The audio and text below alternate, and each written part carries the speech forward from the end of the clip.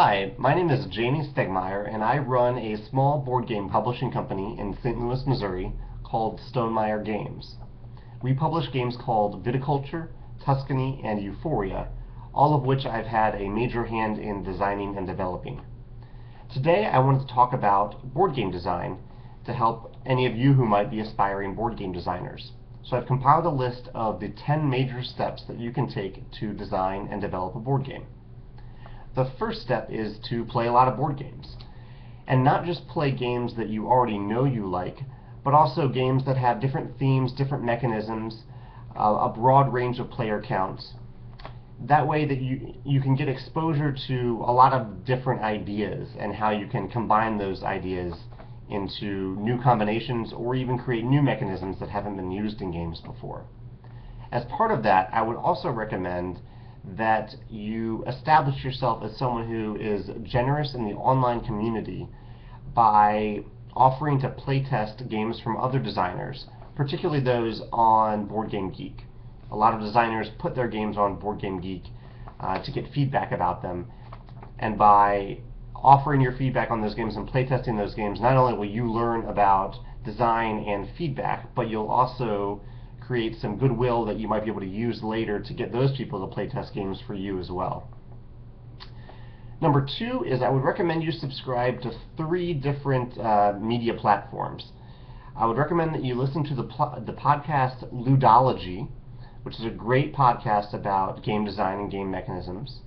I'd recommend you subscribe to an e-newsletter called Today in Board Games, which links to a wide variety of board game topics, a lot of design, a lot of interviews and articles. It links to a lot of the ongoing Kickstarter board games. It's really, really helpful.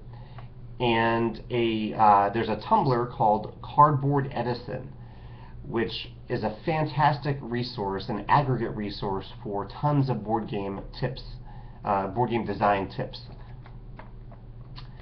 Number 3, every board game starts with a major brainstorm. Brainstorm as many ideas as you can. I use pen and paper, or pencil and paper, and I also use a big whiteboard. You can kind of see the whiteboard over there to help me just get ideas down on paper and see how they mesh together. And the way I design, it might be different for you, but I focus on intertwining mechanisms and theme, mechanics and theme from the very beginning. I like to combine the two and at least keep the theme in mind when I'm designing mechanisms and use an interesting, marketable theme to inspire the mechanisms in the game. The 4th step is called rapid prototyping, and that means that once you get that idea, once you start to have a rough construct of how the idea works, start prototyping a lot of different variants and getting them to the table as soon as possible.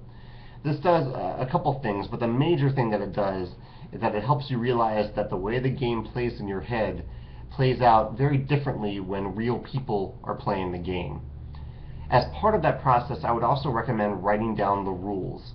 Don't playtest a game without writing through the rules, because as you write the rules, you'll realize a lot of things that don't make sense or are overly complicated as you try to explain them.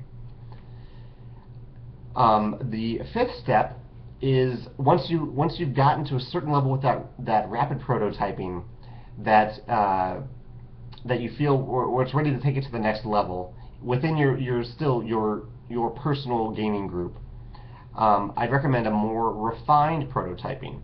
So this is a stage where you're really starting to visualize how the game comes together and how the layout of the game affects the way players perceive the gameplay and remember the rules, and how that visual layout of like the cards and the board, how they affect how intuitive they are for the players. The 6th step happens. There's always a moment in game design when you actually have fun playing the game. Like up until that point, it'll be fun that the idea that people are playing your game with you is fun, but you may not really be having fun with the game. But every game reaches a point where you're like, oh wow, that playtest session was actually really fun. It made sense. It was fun. Once that happens, that's when you know that you should start to seek blind playtesters, which are playtesters, people who you don't know, or people who have never really interacted with you, and you'll actually send them what's called print and play files of the game, so they can print and play the game and test it out for themselves. This is where that goodwill on Board Game Geek comes back to help, where if you've play tested games for other people, this is an opportunity for you to go back to them and say, hey, like, I really enjoyed playtesting your game, would you mind playtesting my game for me? And the benefit here is that you are not there, you're not there experiencing the game with them, which is actually not a great thing, but you're not there to explain the rules to them. They have to use the rules that you've written to figure out how to play the game.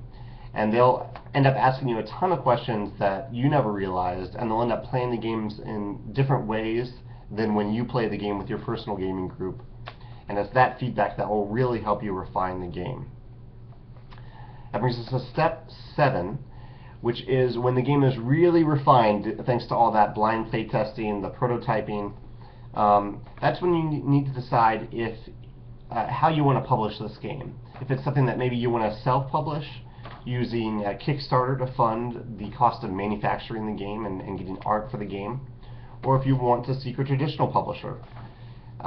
They're both very different steps, but either way, it's a key decision to make at that point, because if you were going to self-publish, then you'll want to start a blog to talk about the game, you'll want to start a website, you essentially have to start a company to publish that game, and you'll want to start to get art for the game, for example. If you're going to seek a publisher, they're not going to want you to have spent money on art already. They want the game to look presentable and be intuitive, to go back to that idea behind an intuitive layout of the game, but they're not going to want you to create art, and they might even ask you to re-theme the game if they don't think the theme works well. So this is kind of a key point, a key pivot point to take. If you do decide to self-publish, this is step number 8, it's a good time to get a quote from a manufacturer or a couple different manufacturers. We use a company called Panda Game Manufacturing in China, but there are also a number of other board game manufacturers in China and a few in the US that mainly focus on card games. And the key there with that quote, getting that estimate, is that you can start to see how expensive the various components are. Some will be less expensive than you think, but some will be much more expensive. And by having that tool, you can refine the game even more. You can cut things, or even sometimes leave things for later expansions if they don't really fit into your budget. This is a key time to budget the game and see what works and what doesn't work. Step number 9, again, if you are going to self-publish, this is a time when you might want to pursue getting some art for the game. If you're going to use Kickstarter, you don't need to have all of the art complete before you kickstart the project, because art can be very expensive and you need the funds for that. But you'll want to have a few really beautiful pieces of art that represent the game and the theme, so you can kind of start to capture people's imagination. And the two resources I recommend for this: 1, go to Board Game Geek, look at the games you love, and contact the artist of those games. Board game artists are often looking for more work, and so it's very easy to reach out to them on Board Game Geek and see if they're looking for commission work at this time. Another resource is to look at deviantart.com. deviantart.com. There are a lot of great artists on DeviantArt, and there are other sites like DeviantArt where you can seek out artists whose style matches the style you're looking for, to see if they're open to commission work as well. And the 10th step, if you are seeking to run a Kickstarter campaign, there are 2 resources that I would highly recommend. One is one that I produce. I run a website at my website, Stonemaier Games, and also kickstarterlessons.com. I write a series of Kickstarter lessons to help project creators, and most specifically board game project creators, to help them learn how to run a successful Kickstarter campaign. It's a written resource. If you work better with audio, if you like to listen to podcasts, I would highly recommend a podcast called Funding the Dream on Kickstarter. A man named Richard Bliss runs this podcast, and he does a fantastic job talking about all the different aspects of Kickstarter, and he does a lot of interviews. I've been on the show a few times, but he's done upwards of 200 episodes, and I'd highly recommend listening to them maybe on your drive to and from work. So those are the 10 steps that I have to recommend for you to design a board game. And if you do design something that you think we might be interested at Stonemaier Games, feel free to contact me and let me know. Good luck.